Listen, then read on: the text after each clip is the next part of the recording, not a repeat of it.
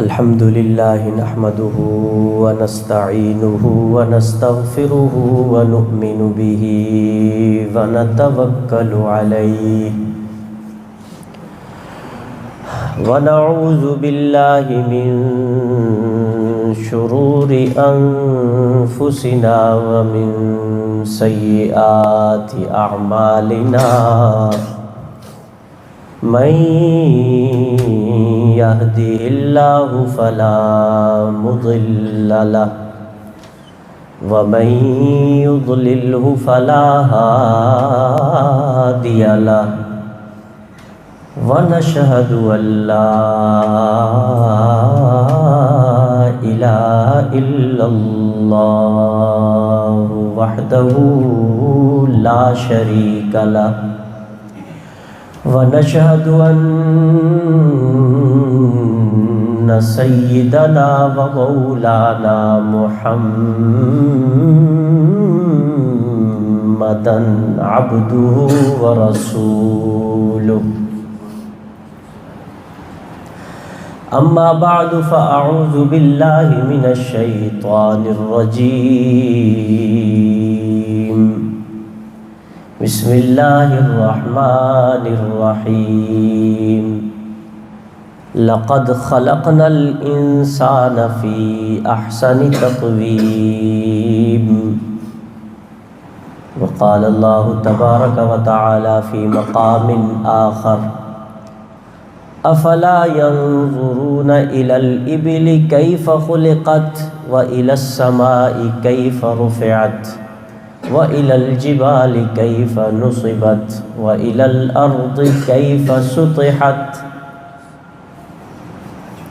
وقال الله تبارك وتعالى في مقام آخر أفرأيتم ما تحرثون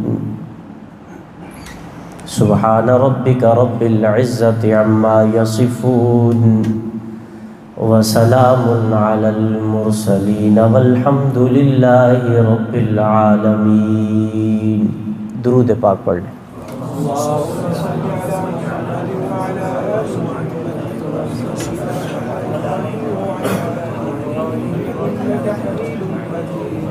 اللهم بارك على محمد وعلى آل محمد كما باركت على إبراهيم وعلى آل إبراهيم إنك حميد مجيد. اللهم صل على النبي الأمي وعلى آله وأصحابه أفضل صلواتك بعدد معلوماتك وبارك وسلم وترحم كذلك في جميع العالمين خصوصا في خلق الناس. السلام علیکم ورحمۃ اللہ وبرکاتہ. بس ٹھیک ہے میرے کنٹرول میں. حضرات محترم، میں اپنے رب کا اور آپ اپنے اللہ جی کا کتنا شکر ادا کریں، ہم ادا نہیں کر سکتے. اللہ رب العزت نے ہمیں یہ رمضان بھی عنایت فرما دیا، اور اس کا آج جمعۃ المبارک ہے اور یہ الوداعی جمعۃ المبارک ہے. یہ جو بقیہ 3 دن رہ گئے ہمارے پاس، 4 دن رہ گئے، یہ اتنی بڑی ایک دولت ہے کہ اس کی کوئی مثال ہم دے نہیں سکتے کہ ہم اس کی مثال کیسے دیں گے کہ ہم اس کا فائدہ حاصل کر سکیں. جس طرح ایک خیالی مثال ہم پیش کر سکتے ہیں کہ ایک بندے کے پاس سونا ہو، سونا، اور وہ ایک اونچی جگہ پہ بیٹھا ہو اور وہ سونے کی اینٹیں اٹھا کے دریا میں پھینکتا جا رہا ہے، پھینکتا جا رہا ہے، پھینکتا جا رہا ہے، پھینکتا جا رہا ہے. یا یہ ہے کہ ہم جو وقت ضائع کر رہے ہیں اس کی مثال یہ دی جا سکتی ہے، یا یوں اس کی مثال دی جا سکتی ہے کہ ہم بڑی نعمت ہے اس کو حاصل نہیں کر پا رہے۔ مثال کے طور میں آپ کو ایک مثال دیتا ہوں۔ ایک بہت وسیع جگہ ہو، چھوٹی جگہ بھی نہ ہو جہاں لڑائی ہوتی ہے۔ ایک ضمن میں ایک عرض کر دوں، جب اللہ کے حبیب نے فرمایا کہ قیامت کے دن ہمیں اللہ رب العزت کا دیدار ہوگا، اللہ کریم ہمیں اپنا دیدار کروا دے۔ جنت میں سب سے بڑی نعمت اللہ کا دیدار ہے۔ کیا ہے؟ اللہ کا دیدار ہے۔ تو صحابہ نے پوچھا یا رسول اللہ، جب ہم اللہ کو دیکھ رہے ہوں گے تو ہمیں رش کی وجہ سے دھکے تو نہیں لگ رہے ہوں گے؟ تو اللہ کے حبیب نے فرمایا کیا چاند جب دیکھ رہا ہوتا ہے کوئی، تو چاند دیکھنے میں کوئی مشکل ہوتی ہے کسی کو؟ اگر ساری دنیا زمین پہ کھڑی ہو جائے، سارے انسان زمین پہ کھڑے ہو جائے اور 14ویں کا چاند چمک رہا ہو، تو کیا کسی کو دیکھنے میں کسی کو دھکا لگنے کا خطرہ ہوگا؟ نہیں۔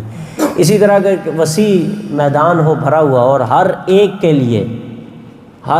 کے لیے سونا، جواہرات اور ہیرے اٹھانا بھی آسان ہو، ہر ایک کی حد متعین ہو، کوئی دوسرے کی جگہ سے چوری بھی نہ کر سکتا ہو، چھپا بھی نہ سکتا ہو، اور اللہ رب العزت فرمائے کہ رمضان کا ایک مہینہ ہے تمہارے پاس اور پورا ہانگ کانگ میں تمہارے لیے میں نے سونے سے بھر دیا، پورا ہانگ کانگ تمہارے لیے ہے، ایک مہینے کا ٹائم ہے، ایک مہینے کے اندر اندر وہ سارا سونا جمع کر لو۔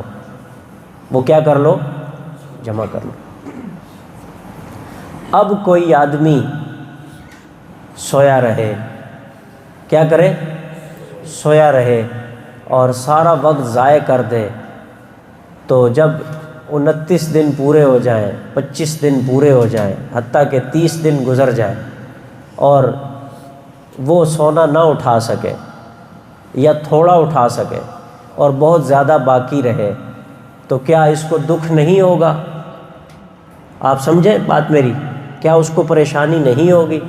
یہی مثال رمضان المبارک کی ہے۔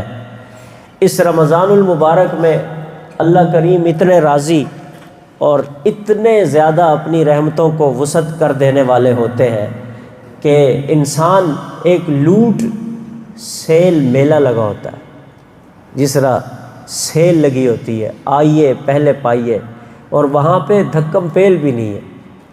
لیکن ایک بندہ ایسا ہے کہ جس نے 25 دن ضائع کر دیے، 20 دن ضائع کر دیے، اب اس نے وہاں سے مال اٹھانا ہے جو اس کا حصہ اللہ نے رکھا ہوا ہے۔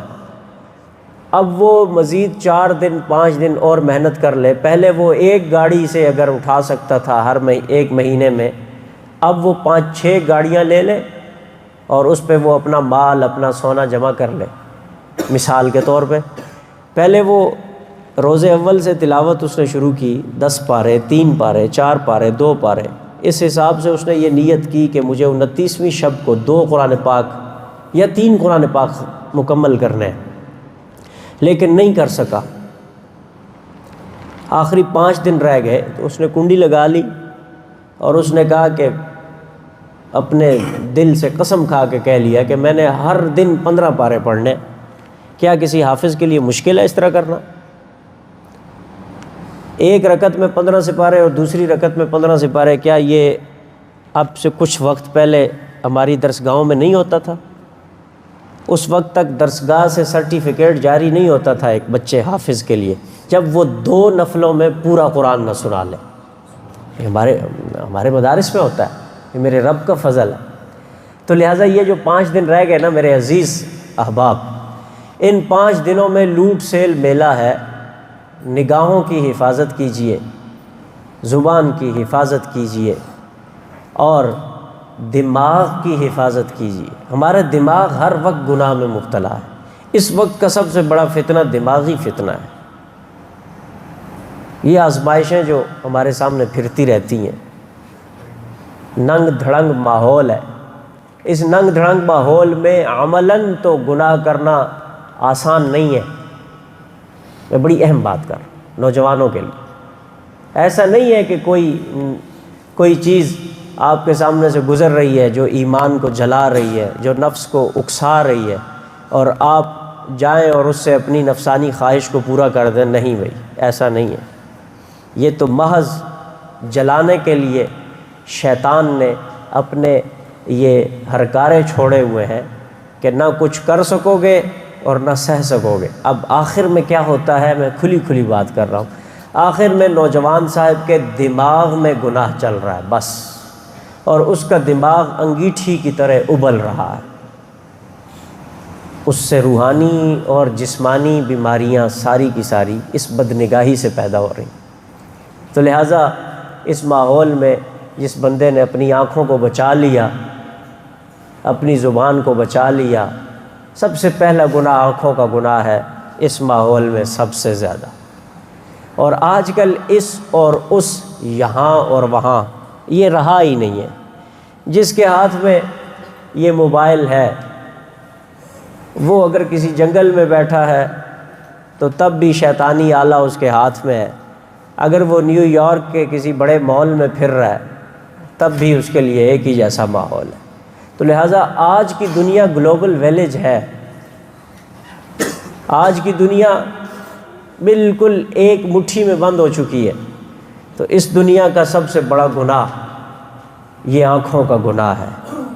کفر نے اسباب مہیا کر دیے، اب مسلمانوں آپ نے ان فتنوں سے بچنا ہے، اور آپ پہ بہت زیادہ ضروری ہے۔ آپ اسلام کی تصویر ہے، آپ مذہب کی تصویر ہے، آپ اپنے بچوں کو بھی بچائیں گے اور خود بھی بچیں گے اور اپنی بچیوں کو بھی بچائیں گے۔ آپ بڑوں کا فرض بنتا ہے کہ اپنے بچوں کو یہ سکھائیں، قُل لِّلْمُؤْمِنِينَ يَغُضُّوا مِنْ أَبْصَارِهِمْ، باقاعدہ مشق کروائیں۔ ہمارے اکابر مشق کروایا کرتے تھے نظریں جھکا کے چلنے کی، ایک ٹریننگ ہے، ایک عادت ڈالنی ہے۔ تو آپ کو یہ عادت ڈالنی چاہیے، اپنے بچوں کو گھروں میں سکھائیں کہ آپ نے سجدے کی نگاہ سے اوپر دیکھ کے چلنا ہی نہیں ہے، ایک عادت بن جاتی ہے، انشاءاللہ پھر آپ دین کی دعوت بن جائیں گے، ٹھیک ہے؟ تو اللہ نے ہمیں اپنے لیے پیدا کیا ہے۔ میں نے جو آپ کے سامنے آیات پیش کی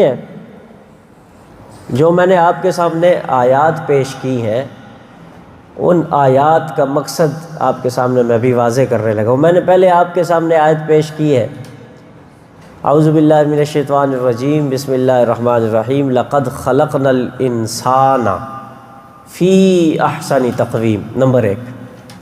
اس کے بعد میں نے آپ کے سامنے آیتیں پڑھی ہیں، افلا ینظرون الی الابل کیف خلقت، 4 آیتیں پیش کی۔ اس کے بعد میں نے آپ کے سامنے ایک آیت پیش کی، افرأیتم ما تحرثون۔ سامعین ذی قدر و ذی وقار، اللہ رب العزت نے ہر چیز کو ایک ترتیب سے پیدا فرمایا۔ اللہ کریم نے جہان بھی ترتیب سے پیدا فرمائے ہیں۔ ایک جہان دوسرے جہان سے نیچے ہے، پھر دوسرا جہان تیسرے جہان سے نیچے ہے۔ آپ نے اسکولوں میں پڑھا ہوگا بڑے بزرگوں نے، یہاں تو لینگویج اور ہے، یہاں بھی یہ پڑھایا جاتا ہے، بلکہ وہاں ہمارے ہاں سے زیادہ وضاحت سے پڑھایا جاتا ہے۔ ایک بنیادی جہان ہے جسے جمادات کا جہان کہتے ہیں۔ جمادات کیا ہوتا ہے؟ یہ پتھر، وہ چیزیں جو نہ بڑھتی ہیں اور نہ ان میں حرکت ہوتی ہے، اس کو کیا کہتے ہیں؟ جمادات، یہ پتھر وغیرہ، زمین پڑی ہوئی۔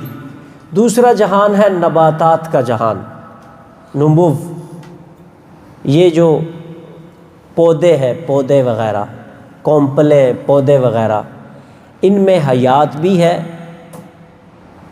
اور ان میں بڑھوتری بھی ہے، لیکن ان کے پاس زبان نہیں ہے۔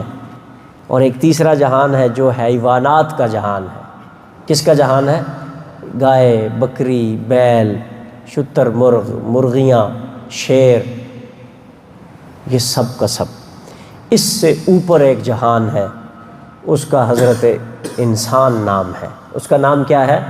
انسان۔ اب یہ 4 باتیں ہو گئی، جمادات کا جہان، نباتات کا جہان، حیوانات کا جہان، اور پھر انسان کا جہان۔ اب میرے پیارے بھائیوں بات سمجھیے گا، سب سے بلند جہان، رب کی تخلیق میں، مخلوق میں سب سے اعلیٰ چیز، سب سے ارفع چیز، سب سے بلند چیز، سب سے بالا چیز، وہ حضرت انسان ہے۔ وہ کون ہے؟ حضرت انسان ہے۔ اللہ کریم نے اسی لیے فرمایا لو انزلنا ھذا القرآن علی جبل لرأیتہ خاشعا متصدعا من خشیۃ اللہ، لیکن یہ قرآن پاک اگر اللہ پہاڑوں پہ نازل کرتے، جمادات پہ، جمادات ہے نا، تو یہ اللہ کے خوف سے ریزہ ریزہ ہو جاتے ہیں۔ اللہ نے انسان کا سافٹ ویئر اتنا مضبوط بنایا ہے کہ اس بچے کے دل میں وہ کلام پاک جس کو پہاڑ نہ اٹھا سکے، وہ آپ کا 7 سال کا بچہ اٹھا لیتا ہے۔ کہیے ذرا سبحان اللہ۔ ہائے ہائے، میں بڑی اہم باتوں کو بہت مختصراً آپ کی خدمت میں پیش کر رہا ہوں میرے بہت پیارے احباب۔ سب سے پہلا جہان ہے جمادات کا جہان۔ اللہ نے اسے خادم بنا دیا۔ دیکھیے اللہ نے ترتیب رکھی ہے، جونیئر اور سینئر کی اللہ نے ترتیب رکھی ہے۔ یہ دیکھیے، یہ پتھر ہے، اس کے سینے کو چیر کے اس پتھر کو، اس مٹی کو آرڈر ہے کہ تو نے اپنے اندر سے دانے کو اوپر آنے دینا ہے۔ چپکے سے ایک نرم باریک کونپل اس سخت ترین پتھر کا سینہ چیر کے کیسے باہر آ جاتی ہے۔ آپ نے کبھی اندازہ کیا ہے کہ پھول کھلتا کیسے ہے؟ میں نے ایک دفعہ بچپن میں وہ پھول دوپہر ہمارے ہاں لگاتے تھے نا، آپ نے بھی دیکھا ہوگا، تو حضرت وہ ڈوڈے ہوتے تھے اس کے گول گول، پھر وہ صبح اس کی کونپل اٹھ جاتی تھی۔ اب میں ساری راتی اس وقت دیکھنا رہا نا کہ یہ اور کس طرح اس طرح کر سی، مجھے یاد ہے بچپن میں رات میری آنکھ لگ گئی، صبح میں اٹھا تو وہ پھول نکلے آئے، پر مجھے نہیں سمجھ آئی۔ کہو سبحان اللہ۔ تو لہٰذا پہلا جہان ہے جمادات کا، یہ غلام ہے نباتات کا۔ کیا ہے؟ نباتات کا غلام ہے، نوکر ہے، اس کو کوئی اختیار حاصل نہیں ہے۔ درخت اس پہ درخت اس پہ کھیل رہے ہیں، مچل رہے ہیں، اچھل رہے ہیں، ہل رہے ہیں، انہوں نے بس ان کو سٹینڈ دیا ہوا ہے۔ بھائی درخت کو تم نے سنبھالنا ہے، تم ان کے غلام ہو۔ نباتات حاکم ہے جمادات پہ، میری بات سمجھیے گا، نباتات حاکم ہے، درخت حاکم ہے زمین پر۔ اب اس سے اوپر حیوان آ گیا، ادھر سے درخت لگا ہوا ہے، بڑا لہلہا رہا ہے، اس کا بادشاہ آتا ہے، بکری آتی ہے، جب چاہتی ہے، جہاں سے چاہتی ہے، ایسے منہ مارتی ہے، کھا لیتی ہے اس کو۔ وہ غلام ہے حیوانات کے، اور انسان حاکم ہے سب پہ۔ جب چھری پکڑی، توجہ توجہ توجہ، جب چھری پکڑی تو کسی بکری کا گلا ذبح کر دیا، جب چاہا تو اونٹ کو پکڑ کے ذبح کر دیا، اللہ نے بنایا نا۔ جب چاہا تو کسی درخت کو کاٹ اکھیڑ پھینکا، اور جب چاہا تو کسی پتھر کو بھی اٹھا دیا، جب چاہا زمین کو ادھر سے ادھر کر دیا۔ اللہ نے ہمیں حاکم بنا دیا ان تینوں جہان۔ ایسا ہے یا نہیں؟ آپ کو بات سمجھ میں آ رہی ہے؟ تو میں نے سب سے پہلی آیت پیش کی لَقَدْ خَلَقْنَا الْإِنسَانَ، بڑا مزہ آئے گا آج آپ کو، انشاءاللہ لطف آئے گا۔ جمعۃ الوداع ہے اور میں ایک مضمون سمجھانا چاہتا ہوں۔ لَقَدْ خَلَقْنَا الْإِنسَانَ فِي أَحْسَنِ تَقْوِيمٍ، اللہ کریم نے مضبوط انسان کو بنایا ہے اور خوبصورت بھی بنایا ہے، اور ایک سج اور دھج سے بنایا ہے۔ پھر اس کے بعد اللہ فرماتے ہیں فَلَا يَنظُرُونَ إِلَى الْإِبِلِ كَيْفَ خُلِقَتْ، ذرا غور نہیں کرتے آپ نے کہ میں نے اونٹ کو کیسے بنایا۔ ایک ڈاکٹر ہے، انہوں نے اس آیت کو پڑھنے کے بعد ریسرچ شروع کی کہ جو اللہ کہہ رہے ہیں کہ یہ اونٹ کو میں نے کیسے بنایا ہے تو ضرور اس میں کوئی بڑی کوالٹیاں ہیں۔ انہوں نے اونٹ پہ سرچ شروع کی کہ اونٹ میں آخر کیا کیا کوالٹی ہے۔ انہوں نے کہا کہ اس وقت تک پوری دنیا مل جائے، یہ جو دھند ہے نا، دھند، پتہ نہیں اس کو انگلش میں کیا کہتے ہیں، سموک، اس دھند کا علاج آج تک نہیں ایجاد ہوا۔ بہت دعویٰ ہے نا لوگوں کو، چاند پہ جانے کا بھی دعویٰ ہے، چاند تو اب نیچے رہ گیا، اب تو مشتری تک جا چکے ہیں.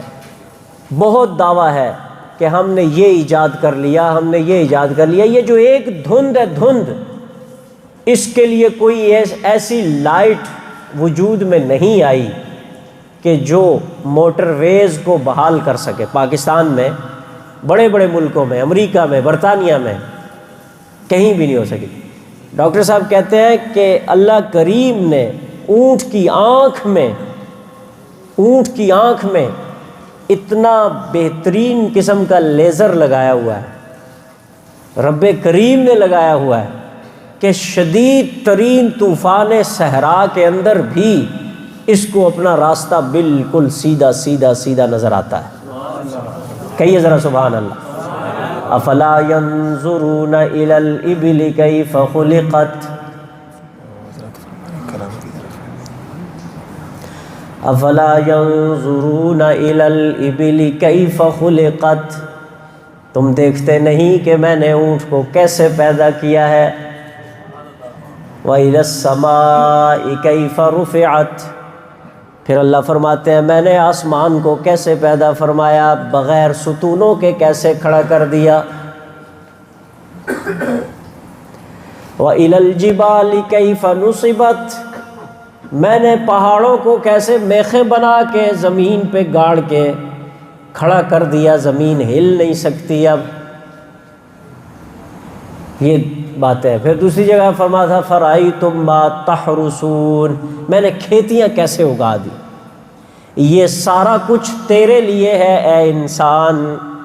ہر ایک چیز کو میں نے تیرا غلام بنا دیا اور تجھے میں نے صرف اپنے لیے پیدا کیا ہے. کس کے لیے پیدا کیا ہے؟ صرف اپنے لیے پیدا کیا. یہ ساری چیزیں میں نے تجھے گفٹ کر دی، ہدیہ کر دی، تیرے اختیار میں دے دی، تیرے حوالے کر دی. سمندر بھی تیرے لیے، دریا بھی تیرے لیے، ہوائیں بھی تیرے لیے، فضائیں بھی تیرے لیے، خلا بھی میں نے تجھے دے دیا. میں نے لہلہاتی ہوئی کھیتیوں کا مالک تجھے بنا دیا. میں نے ہر طرح کے رنگ برنگے جہانوں کا مالک تجھے بنا دیا، لیکن میں نے تجھے صرف اور صرف اپنے لیے بنایا تھا. لَقَدْ خَلَقْنَا الْإِنسَانَ فِي أَحْسَنِ تَقْوِيمٍ ثُمَّ رَدَدْنَاهُ. امتحان کے لیے پھر میں نے نیچے بھیج دیا، اسفل السافلین. پھر میں نے نوٹ کرنا چاہا کہ کون یہ سمجھ سکتا ہے کہ میں یہاں کی چیز نہیں ہوں، میں یہاں کیوں کھو گیا ہوں، میں تو کہیں اور سے آیا تھا. عالم ارواح کا سافٹ ویئر ہے میرے اندر، میں اس گندے جہان میں کیوں مبتلا ہو گیا. میں نے تو تجھے آزمائش کے لیے بھیجا تھا. وہ چیزیں جنہیں میں نے تیرا غلام بنا دیا تھا، تو ان چیزوں کو سر جھکا کے مجھے شرمندہ نہ کر انسان. میں نے پتھر تیری خدمت کے لیے بنایا تھا، تو ظالم اس کے آگے سجدے کرنے لگ گیا. سمجھ آئی نا گل؟ جس پتھر کو میں نے تیرا خدمت گار بنایا تھا، تو نے اسے ہی تراشا، اس کی مورتی بنا کے اپنے سامنے رکھ دی اور تو اسے سجدے کرنے لگ گیا. انسان قتل الانسان ما اکفرہ. بڑا ہی ناشکرا ہے، بہت ہی ظالم ہے اے انسان تو. میں نے تجھے بہت نوازا تھا، تو نے میری نوازشات کی قدر نہ کی. میری بات سمجھ میں آ رہی ہے یہ نہیں آ رہی؟ اے انسان میں نے تجھے درخت دیے تھے، تو نے انہیں ہی پوجنا شروع کر دیا، حتیٰ کہ تو اتنا گر گیا کہ تو نے سانپوں کی پرستش شروع کر دی. وہ آگ جو میں نے تیری راحت کے لیے بنائی تھی، تیرے استعمال کے لیے بنائی تھی، 1000 سال تک تو اس آگ گیا. اے انسان، اے ظالم انسان، میں نے تجھے بہت اعلیٰ بنایا تھا، بہت عرفہ بنایا تھا، بہت بلند و بالا بنایا تھا. میں نے سفلی جذبات تجھے اس لیے دیے تھے تاکہ تو حق اور باطل میں تمیز کر سکے، بجائے اس کے کہ تو شیطانی راستوں کو چھوڑ کے آسمانی راستوں پہ آتا. تو اس میں مبتلا کیوں ہو گیا ہے انسان؟ میں تیرا خالق ہوں، تو میرا بندہ ہے، تجھے نیچے دیکھنے کی کوئی ضرورت نہیں، تو جب بھی دیکھ میری طرف دیکھ۔ کہو ذرا سبحان اللہ۔ اللہ کریم فرماتے ہیں انسان جانور پیدا کیے ہیں، جانور پیدا کیے ہیں تیری غذا کے واسطے، کھیتیاں سر سبز ہے تیری وفا کے واسطے،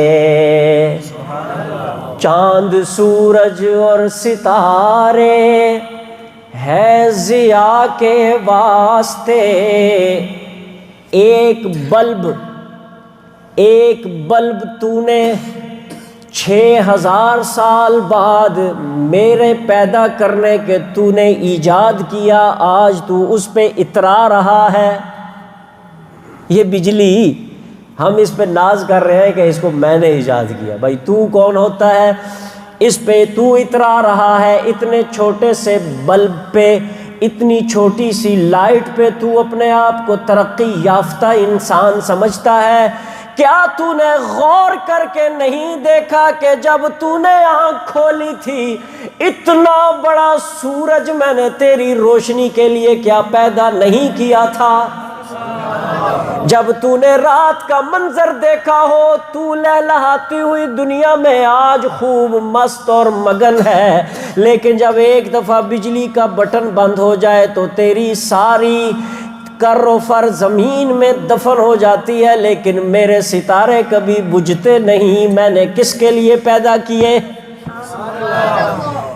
میں نے کس کے لیے چاند پیدا کیا؟ میں نے کس کے لیے زمین بچھا دی؟ میں نے کس کے لیے پہاڑوں کو میخیں بنا کے کھڑا کر دیا؟ تو ایک ستون بناتا ہے، 10 انجینئر بلاتا ہے، کوئی اس طرف سے پیمائش کرتے ہیں، کوئی دوسری طرف سے جانچتے ہیں، کوئی اس طرف سے زاویے لگاتا ہے، کوئی یہاں سے مشینیں کھڑی کر کے آ کے پھر سارا لیول برقرار رکھتے ہیں۔ ایک چھوٹی سی عمارت پہ تیرے 100 بندے آ کے کام کرتے ہیں، تب جا کے تیرا کام مکمل ہوتا ہے۔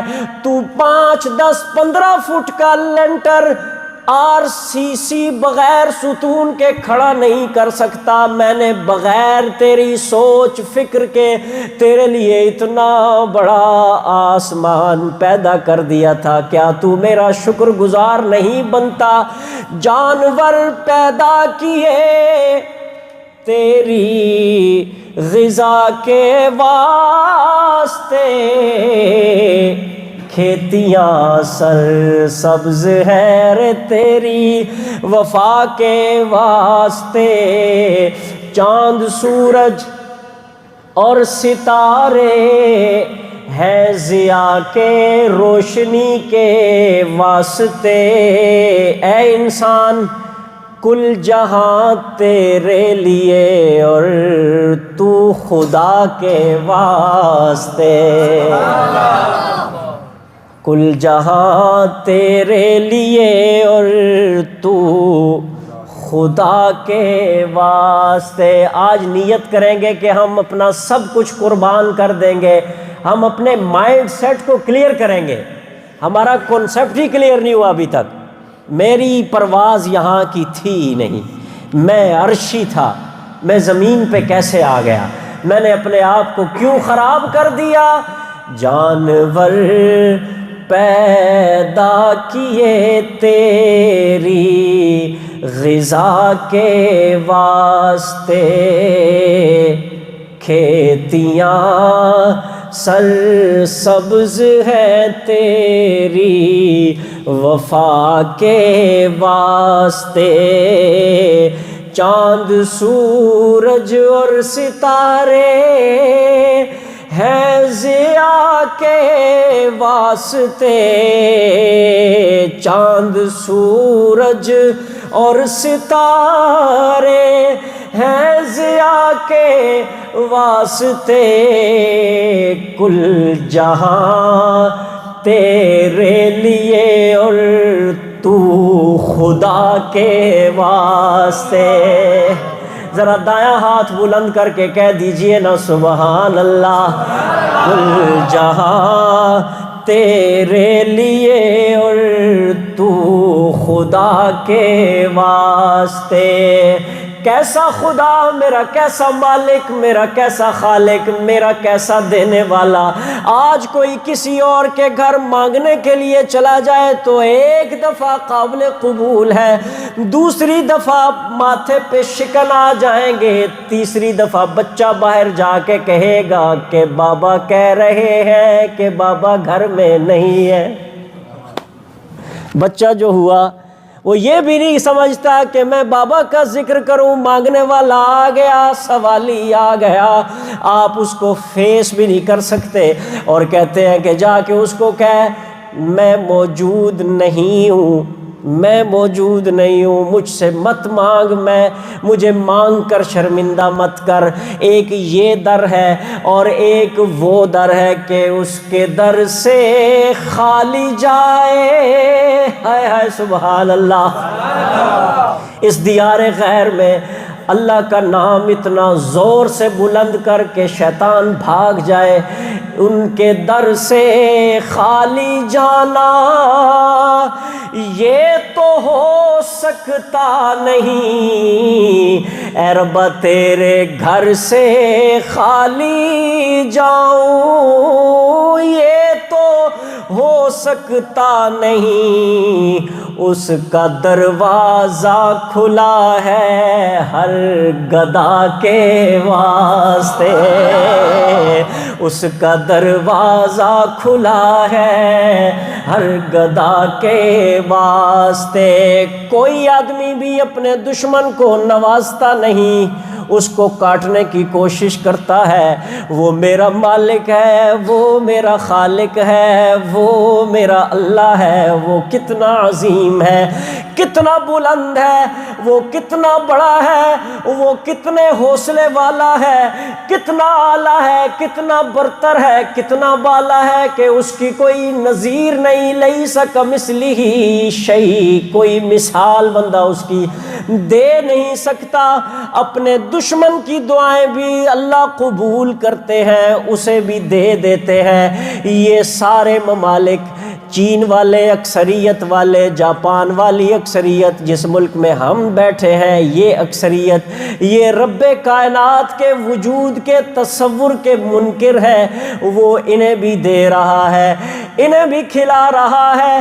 میں اس سے بڑی بات کرنے جا رہا ہوں۔ اللہ فرماتے ہیں اے اللہ فرماتے ہیں میں نے ایک پتلا پیدا کیا ہے، اسے آدم کا پتلا میں نے کہا ہے، اسے سارے سجدہ کرو۔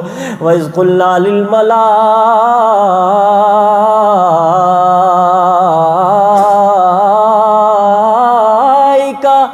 اسْجُدُوا لِآدَمَ فَسَجَدُوا، سب نے سجدہ کر دیا الا مگر شیطان ابلیس نے سجدہ نہ کیا۔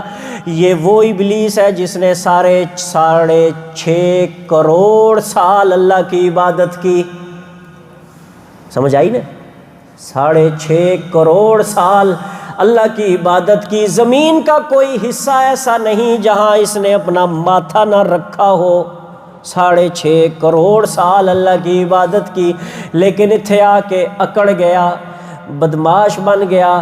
الا ابلیس، سب نے سجدہ کر لیا، اس نے سجدہ نہ کیا۔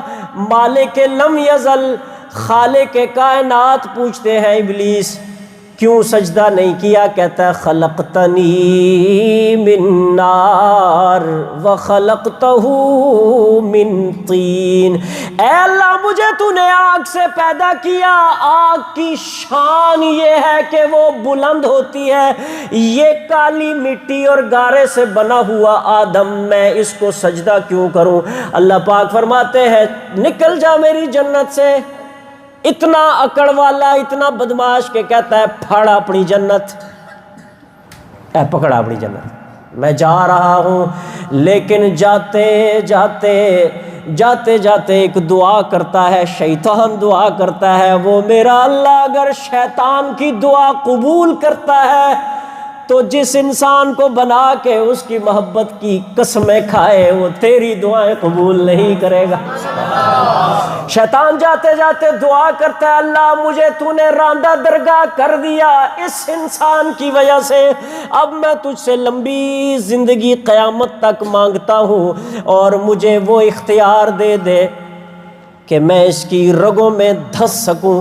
حدیث مبارکہ میں آتا ہے کہ شیطان انسان کی رگوں میں تیرتا بھی ہے، اسے اللہ نے اتنا اختیار دے دیا، اللہ نے اسے اختیار دے دیا اور ہماری آزمائش ہو گئی۔ اللہ کریم نے شیطان سے کہا جو میرے بندے ہوں گے ان پہ تیرا داؤ بھی نہیں چل سکتا، تیرا وار بھی نہیں چل سکتا، گو کہ میں نے تجھے فری ہینڈ دے دیا، تیری بات مان لی، میں نے تجھے زندگی بھی دے دی اور ان سے کھلواڑ کرنے کا میں نے تجھے اختیار بھی دے دیا، لیکن تو 1000 سال میرے بندے پہ محنت کرے گا، شرابیں پلائے گا، بدکاریاں کروائے گا، ہر طرح کی غلطیاں کروائے گا، اللہ پھر تو کیا کرے گا؟ اللہ کہتے ہیں جس وقت تک موت سے 1 منٹ پہلے اگر وہ مجھے آ کے کہہ دے گا ربا میں پھر مڑ کے آ گیا، میں تیری ساری محنت کو جوتے کی نوک پہ رکھ کے اپنے بندے کو اپنے سینے سے لگا دوں گا۔ کہو اے کل جہاں تیرے لیے اور تو کس کے لیے؟ ہاتھ بلند کر کے کہہ دو کل جہاں تیرے لیے اور تو خدا کے واسطے رب کے در سے خالی جاؤں، ارے یہ تو ہو سکتا نہیں میں اپنے رب سے خالی جاؤں۔ جو رب شیطان کو بھی نواز دے، جو اپنے دشمنوں کافروں کو بھی دیتا ہے، کیا وہ مجھے نہیں دے گا؟ جس نے کہہ دیا کہ یہ دنیا مچھر کے پر سے بھی زیادہ حقیر ہے میری نظر میں، اگر وہ انہیں دے سکتا ہے تو وہ مجھے کیوں نہیں دے گا؟ ایک دفعہ آ تو صحیح، ایک دفعہ اپنے رب کے سامنے سجدہ تو کر، ایک دفعہ اپنے دل سے اللہ کو اللہ مان لے، ایک دفعہ اپنے دل سے اس کے غیر کو نکال کے دیکھ، اگر وہ تیری ساری مرادیں پوری نہ کر دے تو پھر تو جو مرضی تیرے جی میں آئے کہہ دے، مگر جب تک تو آتا نہیں آتا نہیں آتا نہیں۔ ایک ظالم کو عشق ہو گیا اپنے بت سے، اپنے بت سے کہنے لگا یا صنم یا صنم یا صنم یا صنم، صنم بت کو کہتے ہیں، کرتے کرتے منہ سے غلطی سے نکل جاتا ہے یا صمد، آئے صمد نکلتا ہے، رب کریم اوپر سے آواز دیتے ہیں لبیک یا عبدی، اے میرے بندے میں حاضر ہوں۔ فرشتوں نے کہہ دیا اللہ اس نے غلطی سے کہا ہے۔ اللہ کریم فرماتے ہیں فرشتوں میری غیرت گوارا نہیں کرتی کہ میرا بندہ مجھے پکارے اور میں اس کو جواب نہ دوں، ان کے در سے خالی جاؤں یہ تو ہو سکتا نہیں، اس کا دروازہ کھلا ہے ہر گدا کے واسطے، اس کا دروازہ کھلا ہے ہر گدا کے واسطے، دی زباں حق نے سنائے کبریا کے واسطے، دی زباں حق نے سنائے کبریا کے، میں آپ کے دل کو چیرنا چاہتا ہوں، توجہ کیجئے گا، دی زباں حق نے سنائے کبریا کے واسطے، دل دیا حب محمد مصطفیٰ کے واسطے۔ سارا مجمع جھوم کے پڑھ دے ذرا صلی اللہ علیہ وسلم۔ جو بندہ میرے نبی نبی پہ ایک بار درود پڑھتا ہے میں اس پہ 10 رحمتیں نازل کرتا ہوں۔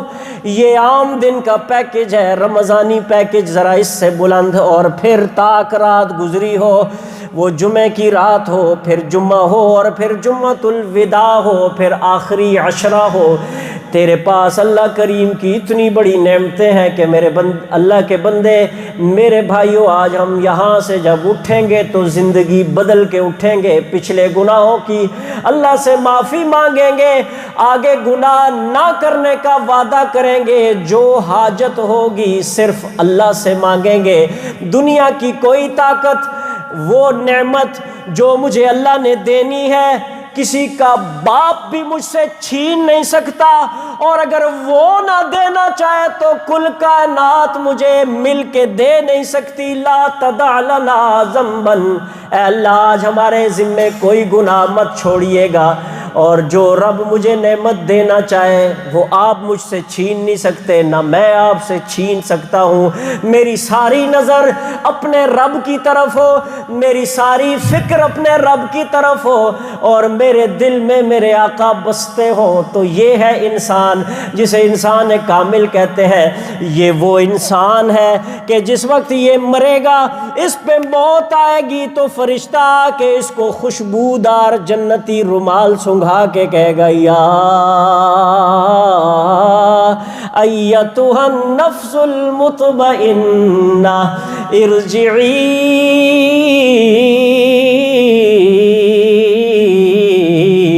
الی ربک راضیۃ مرضیہ، راضیۃ مرضیہ، اے مطمئن نفس، میں تجھے لے جاتا ہوں۔ کہاں لے کے جاتا ہوں تجھے اندازہ نہیں کہ میں تجھے کہاں لے کے جاتا ہوں۔ وہ پلٹ کے کہے گا، مجھے اتنی خوبصورت جگہ دکھائی، میں اپنے بھائیوں کو بتا دوں، اپنی ماں کو بتا دوں۔ فرشتے کہیں گے، سونیاں اے پردہ لایا ہی آزمائش واسطے وے، اگر اے جنت انہاں نوں پہلے ہی دس دیتے پھر آزمائش کادی رہ گئی، اس واسطے تیری اب آمد ہو چکی ہے، اب وہ جانے اور ان کے اعمال جانے۔ ارجعی، تو چل، تو بڑھ اس رب کی طرف جس کے تو کلمے پڑھتا تھا، جس کے آگے سجدہ کرتا تھا، راضیۃ مرضیہ، تو بھی راضی اس سے، وہ بھی تجھ سے راضی۔ فادخلی فی عبادی وادخلی جنتی، آ سونیا میری جنت میں آ جا۔ ان کے دی زباں حق نے سنائے کبریا کے واسطے، مجھے صلی اللہ علیہ وسلم کی ایسی آواز آئے کہ وہ ایک ساتھ مدینہ کی جالیوں میں میرے نبی کی جالیوں تک پہنچ جائے۔ عرض کر رہا ہوں، دی زباں حق نے سنائے کبریا کے واسطے، دل دیا حب محمد مصطفیٰ کے واسطے۔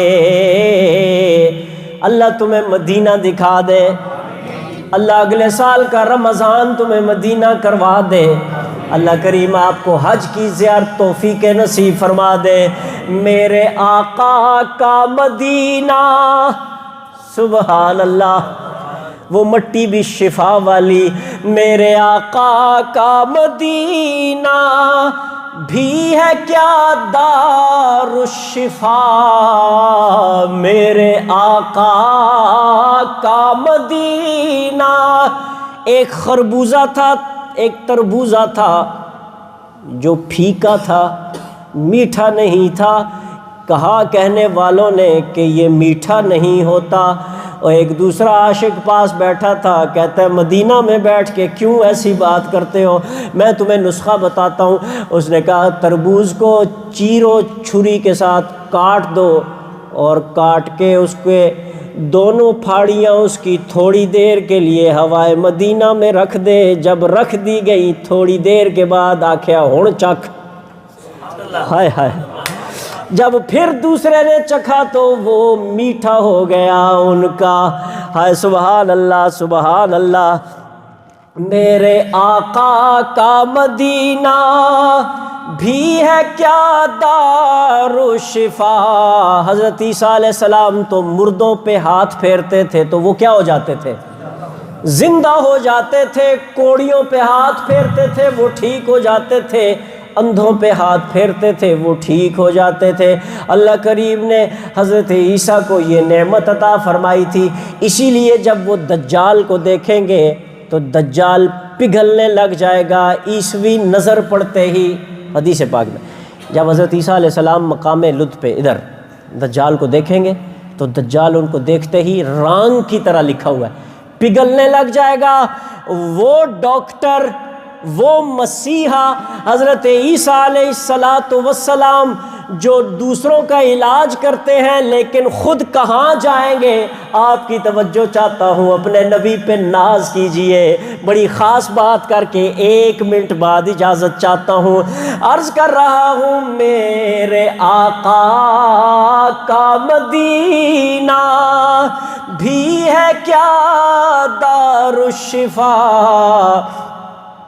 جس جگہ عیسیٰ بھی آئیں گے دعا کے واسطے، جس جگہ عیسیٰ بھی آئیں گے دعا کے واسطے۔